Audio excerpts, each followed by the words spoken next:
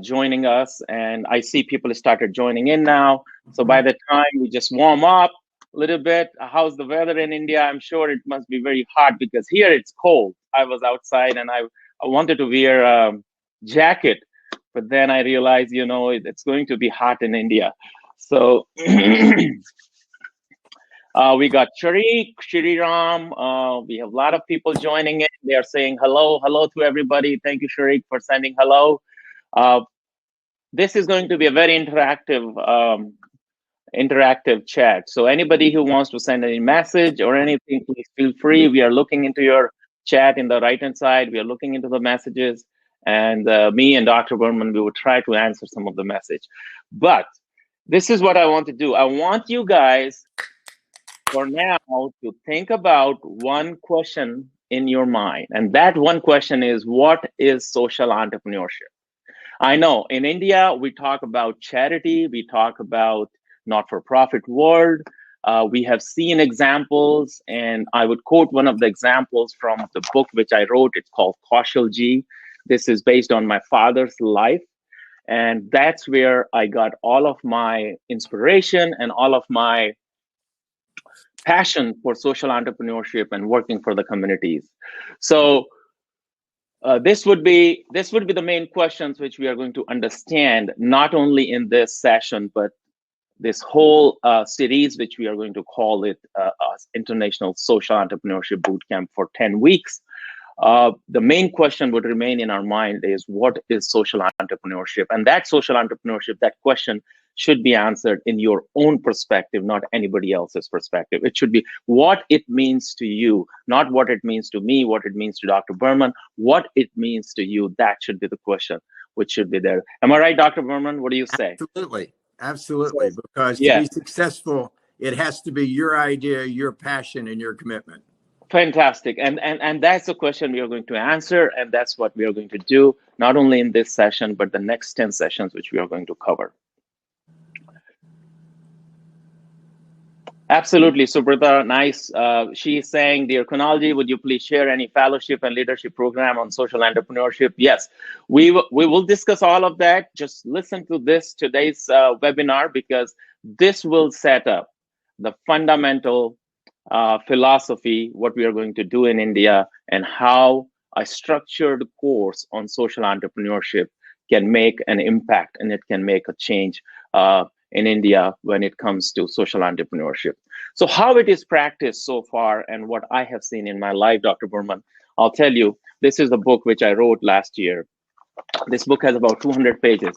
And this book has, look at this picture. Wow. This picture tells the story. This is year 80, I think 89 or 88. And so many people, and my father was a politician at that time, youngest politician. There was no internet, no communication, no phones, no cell phones. And he was able to gather so many people for his passion.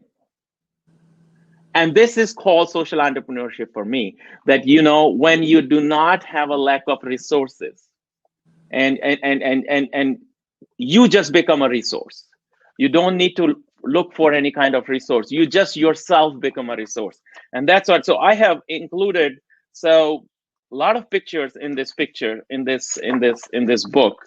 And this book is a testimonial of what he has done during the time when there was no internet, no means of communication, no resources available to people. So think about a world where we are living right now. We have so many resources. We are extra rich at this moment when it comes to the resources.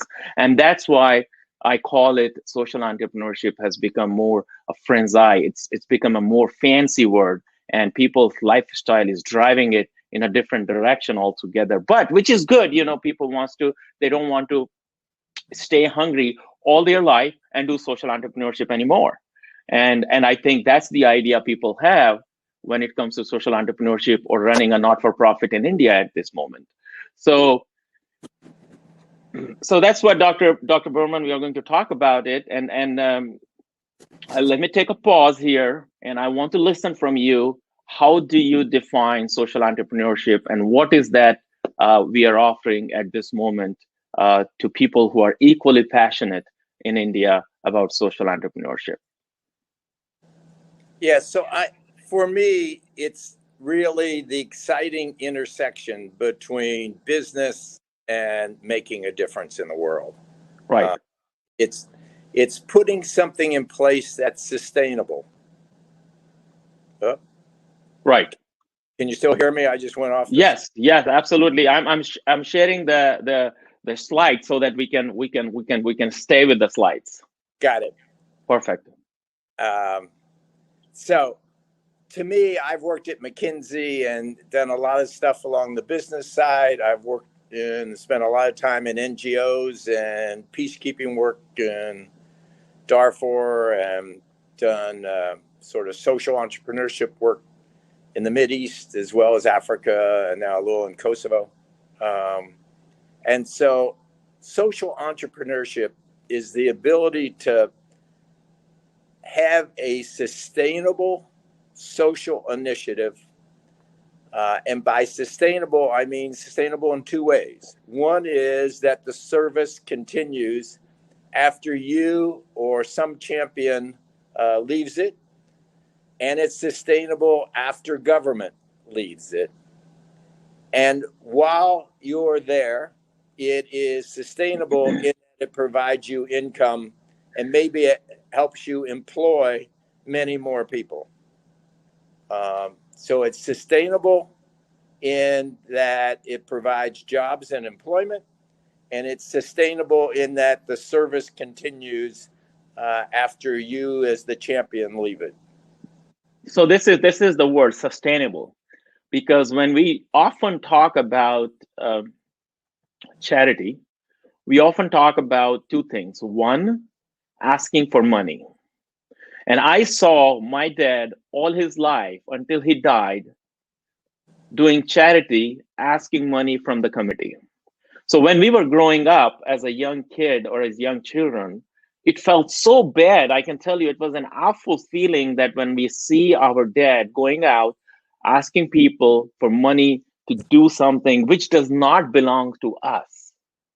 But the kind of feeling he was getting every time somebody pays him some money or donates some money, he feels so great. And without even realizing that how his kids would be taking this thing. But when he died, I saw thousands and millions of people showed up. They poured their love and respect for him. So which basically tells me that, what he earned was not money, but he earned a huge amount of respect throughout his career by doing this.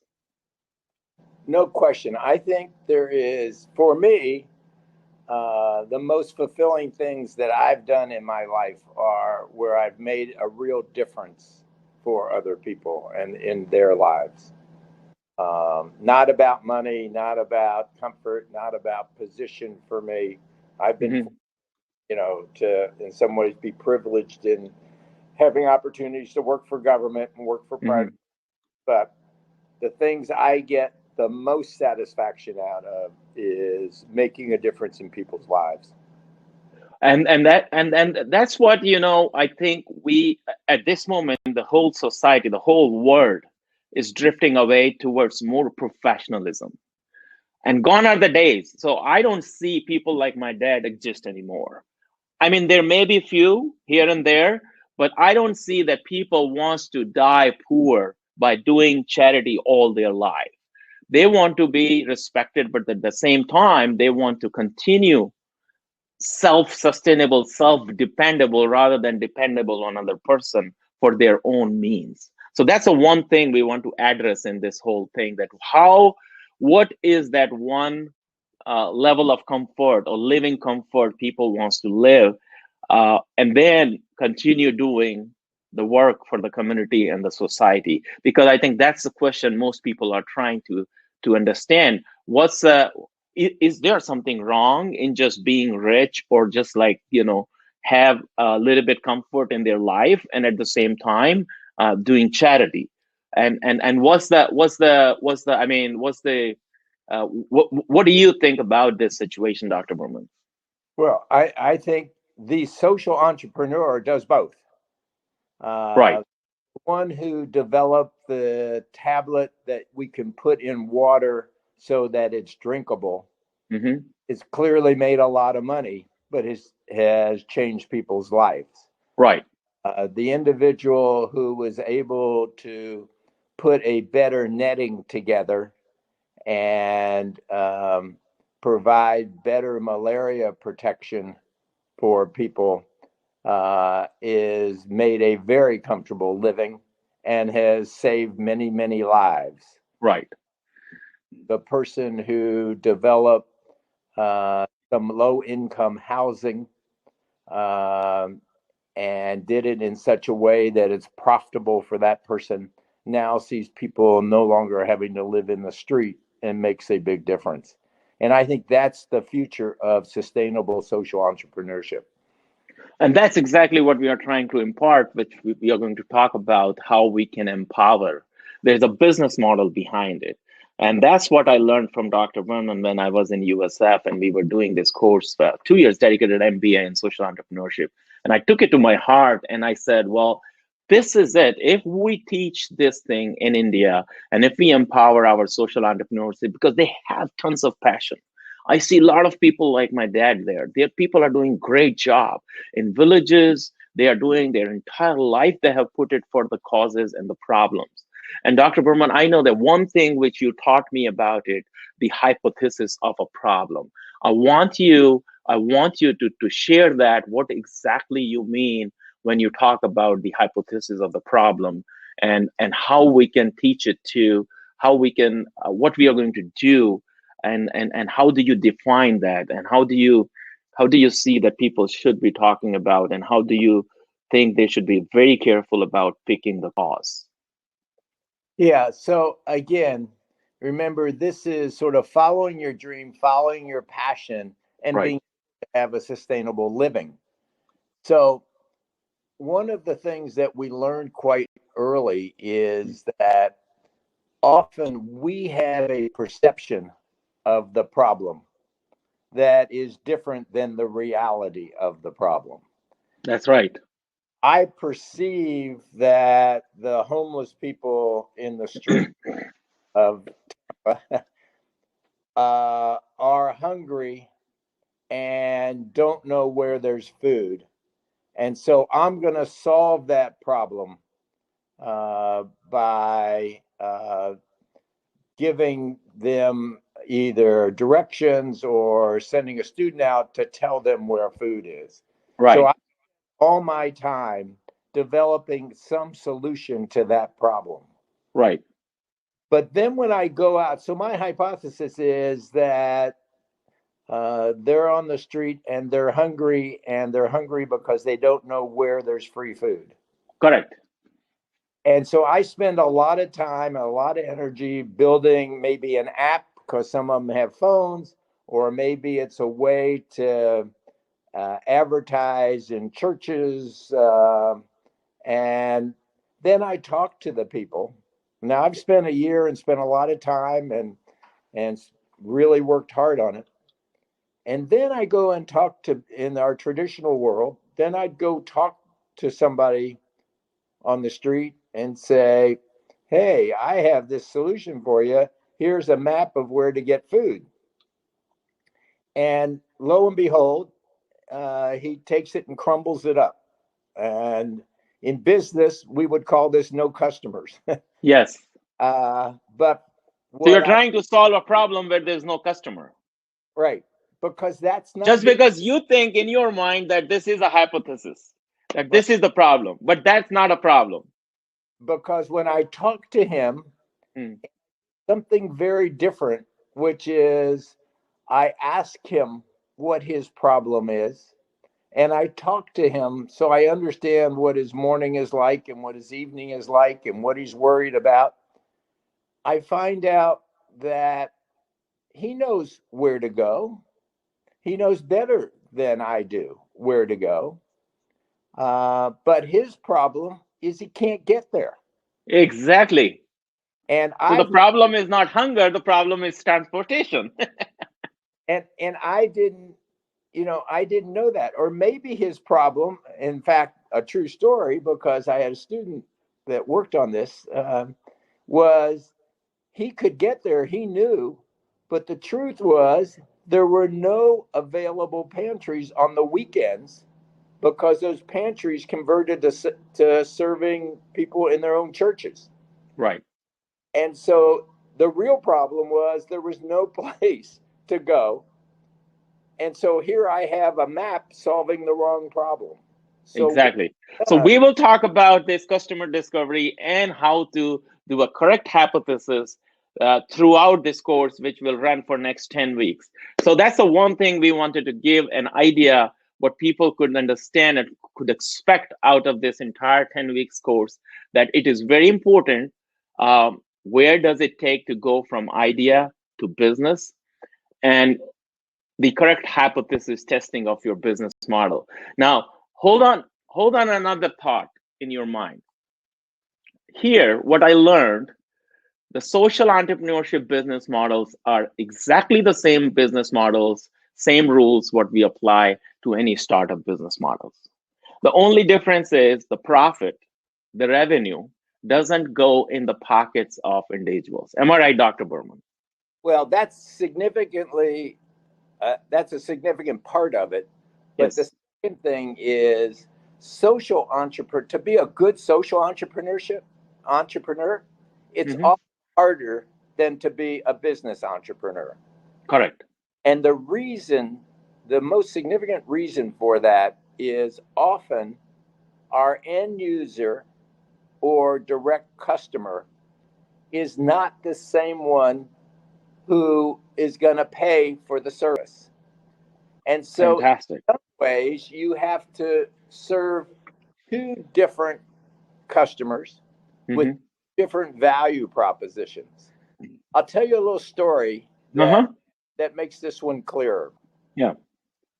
Um, and it goes back to making nets to protect people from mosquitoes and malaria. Hmm. Um, the payer of the nets, the largest supplier of nets for people who can't afford them, is WHO, the Hmm. World. And so the World Health Organization gathered people who made the netting and all and said, look, we understand, we have a hypothesis about this problem. And the problem is that the nets are not effective because they don't completely cover the bed. And if they cover the bed, they don't stay tight. And mosquitoes can get underneath them and in them and the whole story. So our value proposition is that we want the best, highest quality net you could make. And people came back and they evaluated them based on their hypothesis that the problem was that they needed nets that were heavier, that could somehow tie in or by weight would be closer to the bed and would be taller. Um, and so they ended up having bids and picked a mosquito net bed protection that was fabulous. The Hmm. the netting was much finer. It was very heavy, so they had four really heavy planks, and I'm Hmm. talking Hmm. like 10 pounds or more each. Hmm. That because of their weight would fit in tight Hmm. into the beds, and they were terrific. And they bought a lot of them, and they even worked on shipping them to villages. So they helicoptered them into some villages, and they were really proud. And if you were the entrepreneur who built it, you might have been happy as well, Hmm.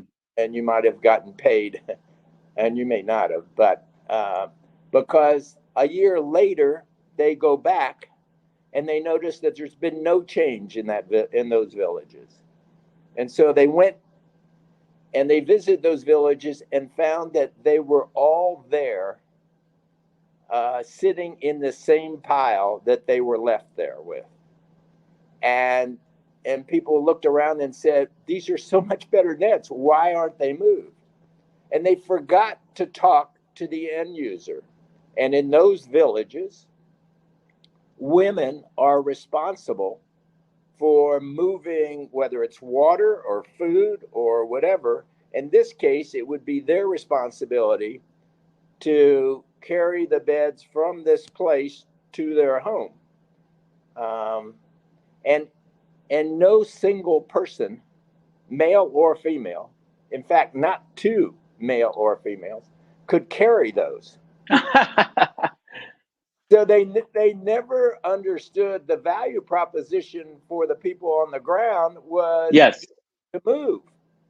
So this is, yeah, this is a fantastic, so we will go in the detail while we are going to do the 10 weeks of this course, right?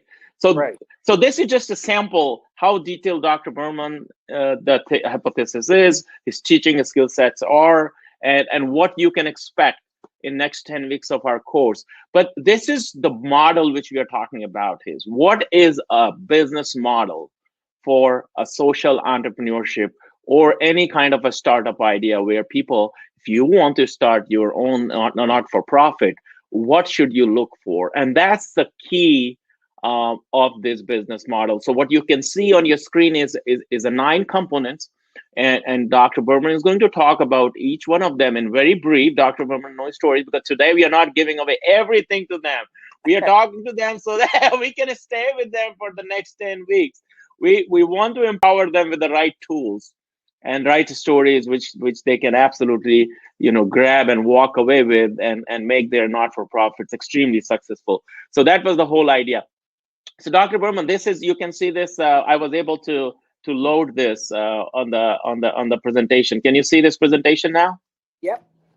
Okay, fantastic. So let's talk about, what do you think about an ideal business model for a not-for-profit, which anybody should just walk away with or look for it? It's like a Bible for a startup, not-for-profit. Well, a startup, again, as you said earlier, for a not-for-profit that you want to be sustainable is Right. exactly the same model as you would for any other business. Right. And so the key here is the first box on the right. Right. You're talking about customer segments. Is understanding the customer. Perfect. And you'll find, as you do in business, that you can't talk about one size fits all customers. Sometimes it's geography is different. Sometimes it's age difference. Sometimes it's gender difference. And no matter where you operate, it can be Africa, it can be India, it can be US, everywhere, these rules are standard and they are same. Absolutely. And I've worked in almost every country. So we talked about value proposition in your story before, right. Which we explained it to them, which is number 1. Then we are talking about customer segmentation, where we exactly know what kind of customers we are dealing with, right? Yep. And at the end of our course, you will be able to tell me what the life of that archetype customer is. Right. So not only you're going to know what they want from you, but you'll be able to tell me where they shop, who their friends are, what their mornings are like, what their evenings are like, because you'll understand soon after this course why all that's important. Fantastic. Number 3, we are talking about channels. Explain a little bit about what do you mean by that? So again, if you're talking about a solution for people who are 20 to 30 years old who have high access to computers and technology, you might have a solution that runs through the channel of the internet or technology. If your solution is for a group of people that are remote, not on technology, and you have an app as your solution, it's not going to work. Right. So this is how you deliver your service or product. Think of it as a virtual or real. So that's what I was talking about, that the means of communication. Is that the means of communication, like phone or resources? What exactly channel means? How you deliver your services and the Yeah, products, or really how you deliver the service. Think of it as, do you make it available in a store or on the internet? Do you make it available?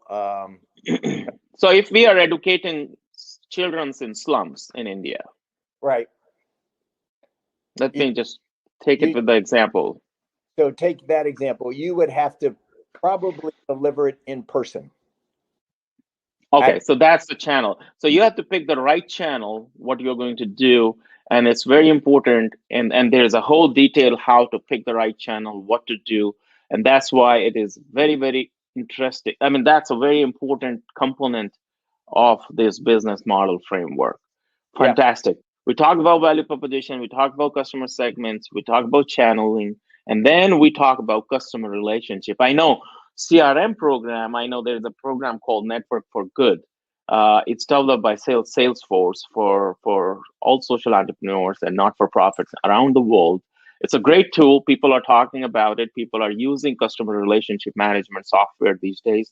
Uh, just tell us a little bit about it. Like what should um, people expect out of it?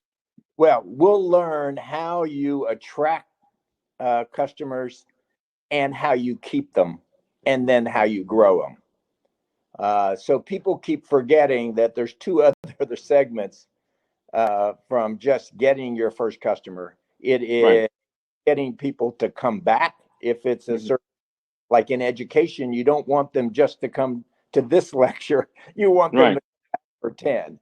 If you're Yeah. trying something in terms of learning a skill, you want them. So you have to think about how to retain and keep the interest of those customers. And then how do you grow your business? Fantastic. So we would be talking about, okay, so this customer relationship is just like any other customer relationship software we use or anybody use for the purpose of managing their business and relationship with the customer. So I remember when we were talking about like my dad's life, he was the one who remembered thousands of phone numbers in his head, who remembered thousands of names in his head, and wherever he goes, he finds somebody that, oh, I know this guy, I know this guy. He has it in his head. So, what we are talking about is a technological solution. What one person could do, now thousands of people could do, right, with the use of the technology. Exactly. So, we are basically scaling this whole thing from a one person's head to a technology. And we are giving them a tool. We are asking them to use some kind of tool where, all of that wisdom, all of that memory can be stored. Well, Fantastic.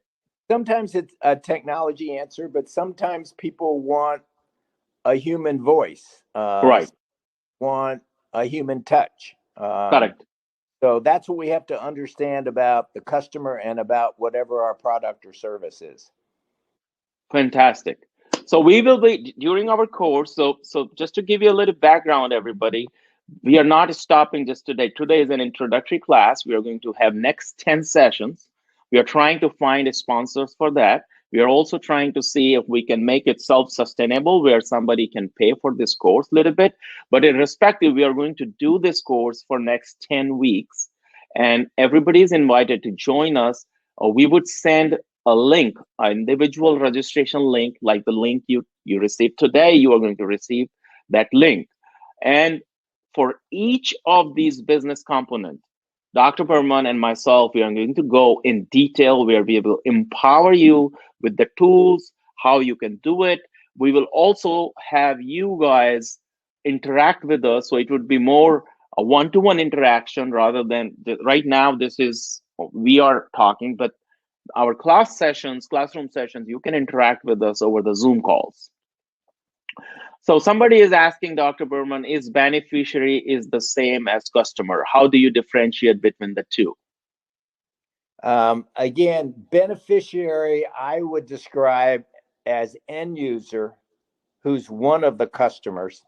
The second is whoever is going to pay for the Pay service for it, yes. is another customer. That's why I said you have two customers.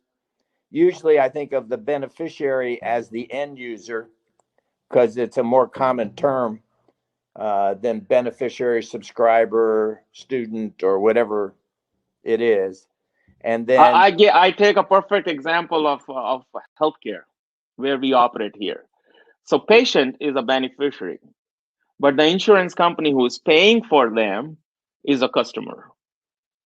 Is that well, right, Dr. Burman? well, the company that's paying for the insurance is the payer. Here you go. The company who is buying the insurance is the customer. So employer who is paying for beneficiary. So beneficiary is the patient, but the employer, because employee bought the insurance and Exactly. insurance is paying for it. Fantastic.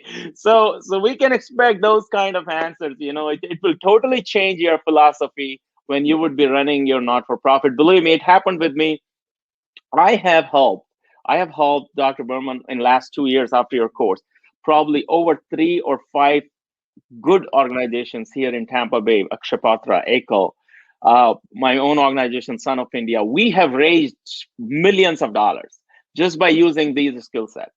Millions of dollars we have used for these different organizations just by using the simple rules we are talking about here. Right. No, well, Pankaj, the one other guy is saying consumer versus customer may not be here. As you said, you can have a multiple customers. So you have a consumer and the user is a beneficiary. Then you have number two is the insurance company. Number three is a person, employer who is paying for it. Or sometimes it can be the patient himself who is paying for his own insurance as a customer. So don't just limit yourself with versus consumer versus customer. It can be 1, 2, 3. You can have like 3 or 4 customers, right? So Yeah. even the government who is giving you a grant, government is your customer. Right. So in the example of the nets, the Yeah, customer was the World Health Organization, and the customer was the villager. correct. And that's fantastic. So we talked about customer relationship. Now, number 5, we want to talk about revenue streams because that's the one of the main thing. All of these NGOs, fundraising is the key challenge for them, and they really want to know. They really want to see how we can help them into, achieving fundraising, because that's the key challenge they always have in their head. That for everything we do, we touch, we have to raise funds. So how can we solve this problem for them using this course? So often we all know the direct revenue source. Right. That's Is easy. donation. But the interesting part is, for instance, I'm working with a group that was trying to come up with a way to sustainably feed a group of people. And Right. so community garden, and we were trying to raise money to get the seed or get a donation. But what we've learned is that we can produce a little bit more and sell it and have another revenue stream that we never thought of. Okay. Another idea that came up was a group that I've been working with wanted to start a school, and it turned out that a revenue source for them was that they would work with the government and get money to give the kids their vaccines and their health Grants, the government grants. which we would have never thought of as trying to get money for health care for school. Right. There's another one that so it's just a matter of being creative. One is if you have a small business that you've started, you may have a customer list or a relationship with customers that somebody else will value. Correct. So revenue stream we are going to talk about in detail, right? In the whole session, we will give them the tools, what more ideas you can make it versus for profit versus not for profit, how Right. you can expand the business model, how you can extend it at a level, and we will also invite some of the people who have successfully written huge grants. I mean, I know a couple of our friends from Dell, from another company, they're going to join us. during this journey, and we'll invite them to have the one full session on just fundraising alone, because fundraising is not just begging for the donation. I call it begging versus blessing. I said begging versus blessing. So how my father used to teach me, or I used to see him, is he creates a value proposition in front of the donor, and donor feels blessed every time he donates the money. So that should be the case every time you basically ask for money or beg for money, that the donor or whoever is paying for it, your customer, should feel blessed that he is becoming a part of that cause. And that's how we do it here. And I think there is a strong mechanism what you can do when we talk about revenue streams during this course. So we'll take this one in detail when we will have that session organized just for fundraising. Dr. Berman, how are you doing so far? This is good, but again, I want to emphasize not fundraising. This is finding something of value that somebody else might buy, whether it's a donation or whether it's extra food or whether it is the excess material that you have used to make your dresses that you're selling. You might find a source of revenue with your scraps. So anything which generates extra income for the not-for-profit. Or the for-profit. Again, or the for-profit. It can be anything. We're not concerned if it's a for-profit or not-for-profit, as long as it's doing social good.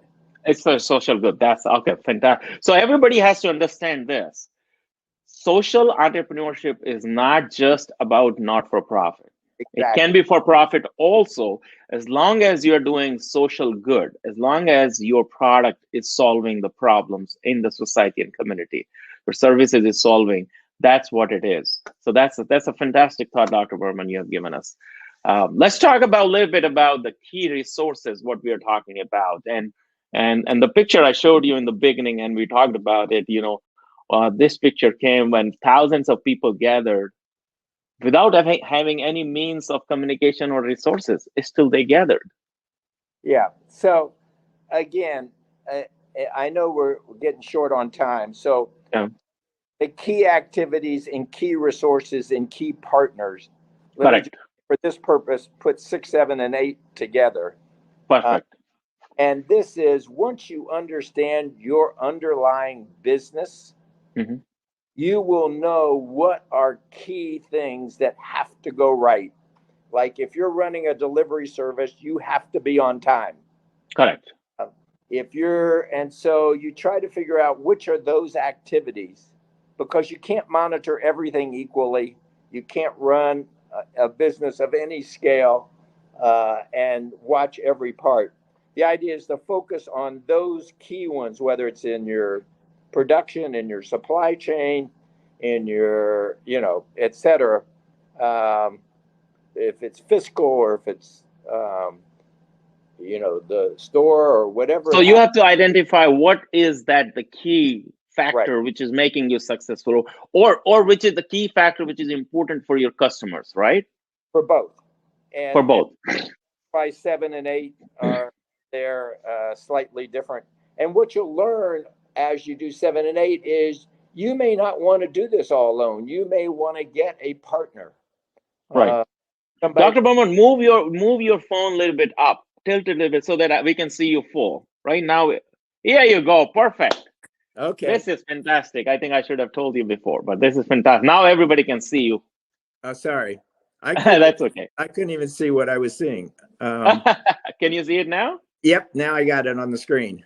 So okay, fantastic. I apologize, everybody. Okay. And then, but the last one I want to get, because I know we're running close on time. We are fine. We are fine. I think we can be 10 minutes here and there. That's fine. Okay. So everybody is having a good time, guys. Just say yes or no. Yeah, they're saying they're good. Okay, because I'm not used to talking this long. In all of our classes, this is. I know. And 50%, I asked them a question. Are you managing a not-for-profit at this moment? 50% of say yes, 50% of say no. So this is fantastic. We have both sides of the groups. Well, and that's so important that people understand, you can be a real great social entrepreneur if you found some way to provide education for kids who can't afford it. And so you're a social entrepreneur. You may be paid a hefty salary for being the principal of that school. That's fine.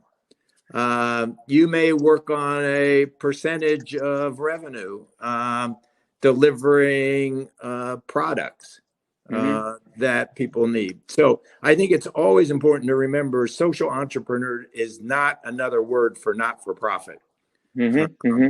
Social entrepreneur is one who is an entrepreneur, makes money, hires other people, provides jobs for other people, and the business is sustainable. The service is sustainable because it's on a sound business and doesn't need grants, doesn't need, that type of life support. Now, it may want it to build, it may want it to grow, it may want it to diversify, it may want it for a lot of purposes, but it has to have an underlying method. The last one, I want to talk a little bit about cost. Yes. Again, the same way we talked about box number 5, revenue, we have to be more creative in thinking about cost. In the past, we just figure out how much it costs to buy all the product, to assemble it in a traditional way and distribute it in a traditional way. What we're finding now is that there is a lot of revenue opportunities, as we saw on the revenue side, but there's a lot of cost opportunities. Often, what's the difference between a cost and revenue, Dr. Berman? So a cost to me is if I need leather and I can buy scraps from someone to help make my product, so I'm buying leather now cheaper, it's on the cost side. If I can sell my excess stuff that I'm not using, it's on the revenue side. Oh, fantastic. So I think we have a great journey ahead in next 10 sessions, and we're going to talk about it. So all of these business models, what you see on the screen, we will take it in detail. We'll talk about it. We'll invite an additional guest in each of our classes, and we'll talk about all of this canvas. We call it the business model canvas, which is absolutely unique thing, which we are going to talk about during our next 10 sessions. Dr. Berman will take each of these segments, each of these components in detail, and we'll answer all of these questions which come out of this this whole business model canvas. And it exactly describes what do you need to make your dream to be a social entrepreneurship very successful. Now, I know everybody likes what we talked about, and everything what we talked about has a little bit cost, as we talked about cost versus revenue. But here is an offer. What we will do here, I know a lot of people signed up for this, over 100 people signed up for this. This offer would go to everybody, but we are going to pick first 25 participants. And we would also pick some of those after hearing your stories where we can find a grant or a sponsorship for this course. This course is an extensive course. We would invite people. Here is the cost of the course. You can sign up online on sonofindia.org. We are not making any money out of this. This is, for me, is a giving back. Dr. Berman is coming absolutely because he was my ex-professor, a good friend, and so far he has not asked any money from me, but there is a cost to organize this whole thing, and we want to give it back to you. But this is what we are going to do. All of the money which we are going to raise, we are going to do a startup competition on June 28th. That startup competition we would pick a best social cause or the business model based upon our hypothesis and the classes you're going to attend for next 10 days. We would also have some corporate partners who are ready to come on board, and they are going to give away some of the grants. So the first startup competition award for first social startup would be $2,000. The second award for best hypothesis would be $1,000. And then the third for the best discovery process, $500. So you have 3 awards. For 3, it's a very, very high chances that you would probably fall in one of them. So that's enough motivation for you guys to go ahead, sign up for this course. Let me know if I can help you for anything. Dr. Berman can help you for anything. But this is the easiest way to sign up for this course is go to sonofindia.org. First 25 participants gets 10% discount. I'm happy to give you the discount code. And then we talk about the competition. So if you participate in that competition, you pay $1,000, you get $2,000 back. So it's a great motivation at both cost and revenue side. What do you think, Dr. Berman? Well, again, I just want to emphasize, I think this is a great opportunity. we are doing it for nothing, Yeah. which is really not social entrepreneurship. So I don't want you to get it confused. That's just plain charity. But what we hope to do over the 10 weeks is help you work on your mission, your passion, your business, your social entrepreneurship business. So it's much more of a coaching model than it is a YouTube lecture model. Correct.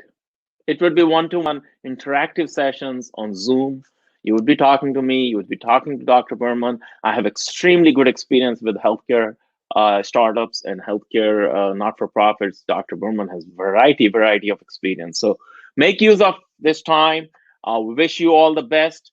We are very excited to launch our course in India. And in the end of the course, if you find a sponsor, if you have money to spend on it, you would definitely get a good certificate from us, which all the certificates would be signed by Dr. Berman. So thank you very much. We can take few questions if you have. And in next 5 minutes, anybody who wants to have any questions, you can put your questions in the chat window. Yeah, we are happy to answer it. We measure success by how many of you we can launch into successful social entrepreneurship businesses. Right.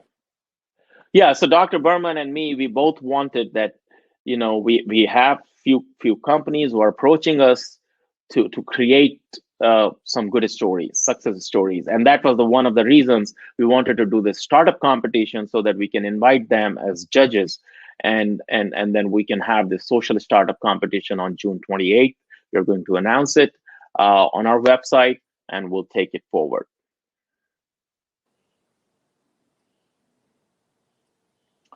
Anybody has any questions? This is the time to ask the questions. Well, thank you very much. Link is there. I would put the link for our website so that all of you guys can sign up for the KITES program, and we'll take it from there. Hey, thank you all. Good luck. Thank you, Doctor. Take care.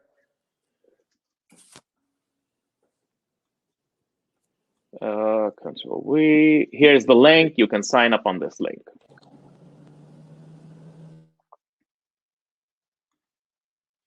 Thank you, everybody. Thank you so much.